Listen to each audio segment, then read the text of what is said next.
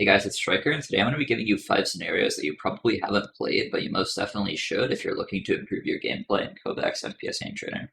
Currently, Kovacs has almost 9,000 scenarios, and with all these scenarios, it starts to get a little bit difficult to figure out which scenarios you should actually be playing, since scenarios are rated now by star rating system, which is a really bad system for determining if a scenario is actually good or not because stuff like close, long strafes, invincible, or one wall six targets TE gets all the way to the top, while gems such as like tam speed do 2 BPES, which is the first scenario we're going to talk about, gets thrown all the way into the bottom. Let's talk about the scenario for a second. This scenario is fantastic practice for small micro adjustments on moving targets. It's fantastic practice for games such as Valorant or CSGO, where you need to do these small adjustments. And sure, targets might not always be moving in Valorant or CS, but you want to make sure that you're equipped for when they are, and then you want to make sure that your moving dots practice is always going to be on point. And this is a perfect scenario for doing that. Next, let's talk about one wall four targets reload 30% smaller.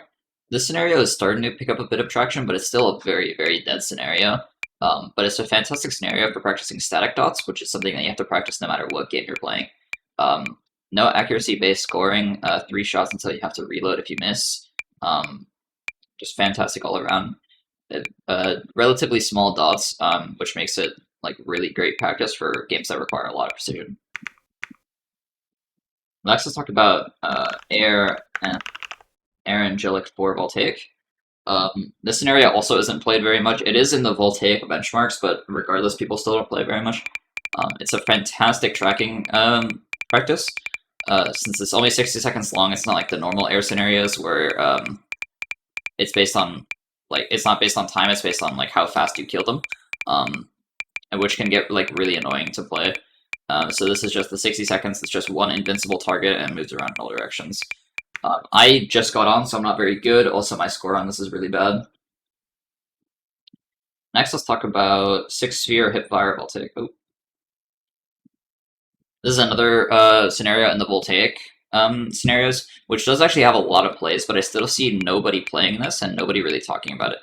It's fantastic for micro adjustments, static micro adjustments, and is great for games such as CS or Valorant where you need to do those types of adjustments. But regardless of what game you play, I still recommend doing this scenario to stay sharp on your micro adjustments.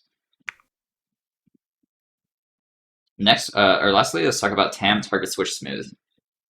Regenerating dots is something that people don't really do that much in Kovacs, but it's something that people 100% should, because regenerating dots gives you the instant feedback and is fantastic practice for smoothing up your aim.